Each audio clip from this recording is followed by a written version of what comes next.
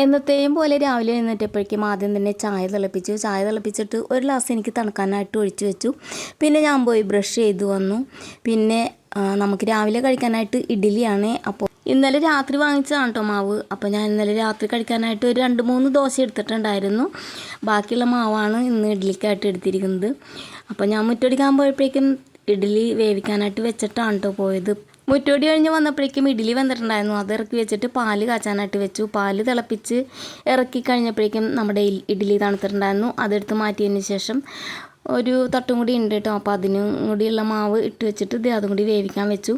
പിന്നെ ഇഡ്ഡലിക്ക് നമുക്ക് പരിപ്പ് കറിയാണ്. പരിപ്പ് കുക്കറിൽ വെച്ചിട്ടുണ്ടായിരുന്നു കേട്ടോ. നമ്മുടെ ഓറഞ്ച് കളറുള്ള പരിപ്പില്ലേ, അതാകുമ്പോൾ പെട്ടെന്ന് വേവും ചെയ്യും, നല്ല ടേസ്റ്റുമാണ്. അപ്പോൾ അത് വെന്ത പരിപ്പിലേക്ക് കുറച്ച് മഞ്ഞൾപ്പൊടിയും ഉപ്പും പാകത്തിനുള്ള വെള്ളവും കൂടി ഒഴിച്ച് അവിടെ മാറ്റി വെച്ചിട്ടുണ്ട്. പിന്നെ കുടിക്കാനുള്ള വെള്ളം ചൂടാക്കാനായിട്ട് വെച്ചിട്ടുണ്ട്. അപ്പോൾ ഈ പരിപ്പ് ഒന്നും കൂടി തിളപ്പിച്ച് അത് താളിച്ചെടുക്കണം കേട്ടോ. അപ്പോൾ ആ വെള്ളം ചൂടാവുന്ന നേരം കൊണ്ടേ നമുക്ക് ഉച്ചത്തേക്ക് ചെമ്മീൻ വാങ്ങിച്ചിട്ടുണ്ട്. പൊടി ചെമ്മീനാണ്. അപ്പോൾ അത് ഇത്തിരി വെള്ളം ഒഴിച്ച് വെക്കുവാണ് കേട്ടോ. വെള്ളം ഒഴിച്ച് വെക്കുകയാണെങ്കിൽ അതൊന്ന് കുതിർന്നപ്പോൾ കിള്ളി എടുക്കാനായിട്ട് എളുപ്പമായിരിക്കും.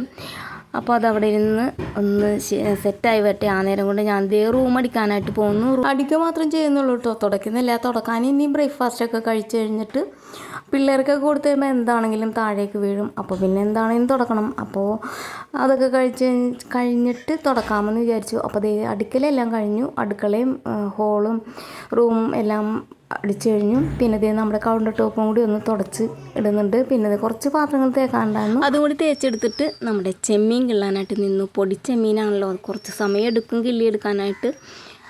ഇത് എല്ലാവർക്കും ഇഷ്ടമായതുകൊണ്ട് മാത്രം വാങ്ങിയതാണ് കേട്ടോ. ഇതാണ് എനിക്കാണെങ്കിൽ ചെമ്മീൻ കിള്ളാനായിട്ട് ഭയങ്കര മടിയാണ്. അതുകൊണ്ട് തന്നെ ഞാൻ 1/4 കിലോ വാങ്ങിയിട്ടുണ്ടായിരുന്നുള്ളൂ. അത് ഒരു കണക്കിന് കിള്ളിയെടുത്തു. പിന്നെ നമ്മുടെ പരിപ്പ് ഇവിടെ തിളപ്പിക്കാനും വെച്ചിട്ടുണ്ടായിരുന്നു. അപ്പോൾ അതിലേക്ക് ഒന്ന് താളിച്ചും കൂടി ഇടുന്നുണ്ട്.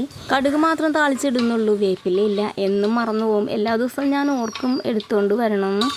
പക്ഷേ പോരുന്ന സമയമാകുമ്പോഴേക്കും ഞാൻ ആ കാര്യം വിട്ട് ചെയ്യും. പിന്നെ നമുക്കാണെങ്കിൽ ഇവിടെ വേപ്പും ഇല്ല. അങ്ങനെ പരിപ്പ് കറി സെറ്റായിട്ടുണ്ട്. പിന്നെ നമ്മുടെ ചോറ് ഒന്നും കൂടി വേവിക്കാനായിട്ട് വെക്കുന്നുണ്ട്.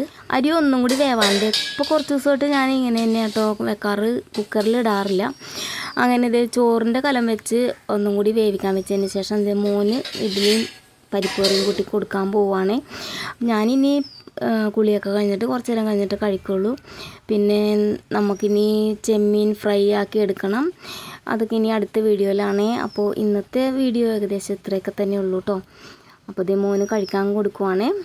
അപ്പോൾ ഇനി അടുത്ത വീഡിയോ കാണാവേ. ബായ്.